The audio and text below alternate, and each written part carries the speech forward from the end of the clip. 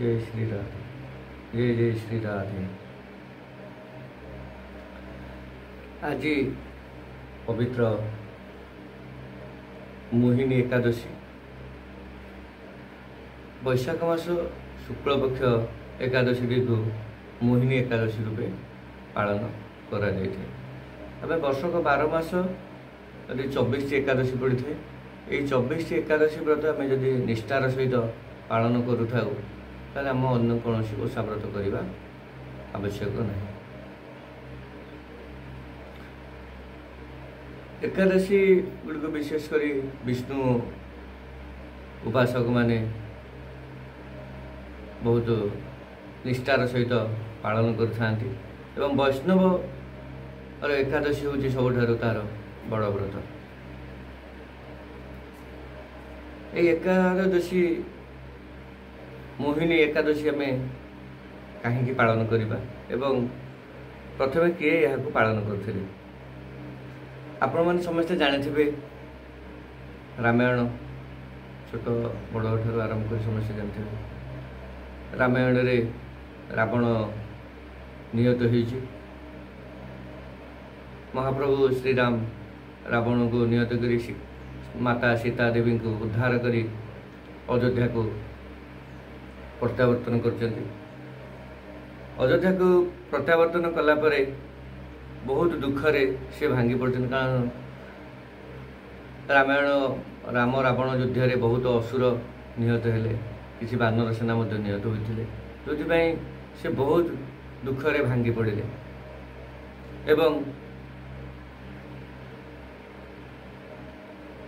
प्रभु श्रीराम देवगुरु वशिष्ठ को दिने पचारे गुरुदेव मुझे पापर मुक्त किपरि पाइपारि एवं देवगुरु वशिष्ठ प्रभु श्रीराम को उपदेश देइथिले जे तुम्हें वैशाख मास शुक्लपक्ष एकादशी तिथि को पालन कर। यही एकादशी मोहिनी एकादशी नाम प्रचलित। यही एकादशी व्रत को पालन कले तुमर समस्त पाप दुख दूर हेब एवं प्रभु श्रीराम तांकर गुरुदेव कथा मानी ये एकादशी व्रतटी को पालन करते। मोहिनी एकादशी व्रतटी आपण पालन कले आपणकर समस्त पाप दुख दूर होता है। एवं यहाँ पर गोटे छोटिया किंवदंती अच्छी, छोटिया गल्पटे अच्छी आपन को कहूँ। एकदा बहु पुरातन कालर कथा सरस्वती नदी तटरे भद्रावती नामक नगरीर ध्रुति नामक चंद्रवंशीय राजा भद्रावती नदी कूल ध्रुति नामक चंद्रवंशीय राजा शासन करुଥିଲେ। तांकर राज्य बहु धन संपत्ति रे भरपूर थिला। राज्य पालन से बहुत आडंबर सहित करुଥିଲେ एवं दुखी दरिद्र को मध्य बहुत दान ध्यान करुଥିଲେ एवं से तांको राज्य रे बहुत धर्मशाला पाठागार एवं भगवान मंदिर मठ मंदिर निर्माण करथिले। एवं राजा ध्रुतिंकर 5 गोटी पुଅ थिले। 5 गोटी पुଅ यथा सुमन, सुबुद्धि, मेधावी, सुकृत एवं दृष्टवृद्धि। यही 5 गोटी पुत्र राजांकर थिले। किसी दिन पर राजा तांकर शासन कार्य चलाऊ था। पिला माने धीरे धीरे धीरे धीरे बड़ होगा लगे एवं पिला माने एते जे अत्याचारी हो जाइथिले से तांकर निज पिता को मध्य मानले बड़ हो गले। पिला माने 5 पुत्र बड़ हो गले।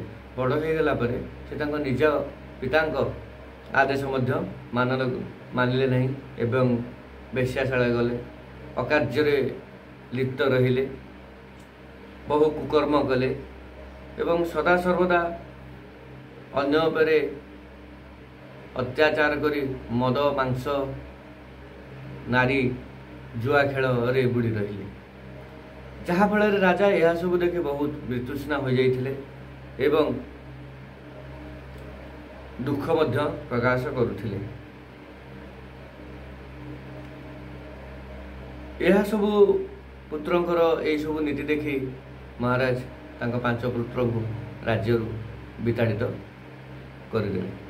राज्य विताड़ित हैला परे सबुठारु सान पुत्र दुष्टवृद्धि चोरी करी किछि दिन तांकर लुगापटा जहाँ घर नहीं आसपास पत्र ताको बिक्री करी चलिले।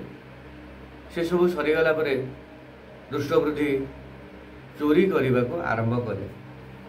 मनीष जितेबले शेष सीमार पहुँची जाए से यही जिनसटा को ही आदरी नहीं जे खूब कम समय भितर कम परिश्रम करी मु अधिक धन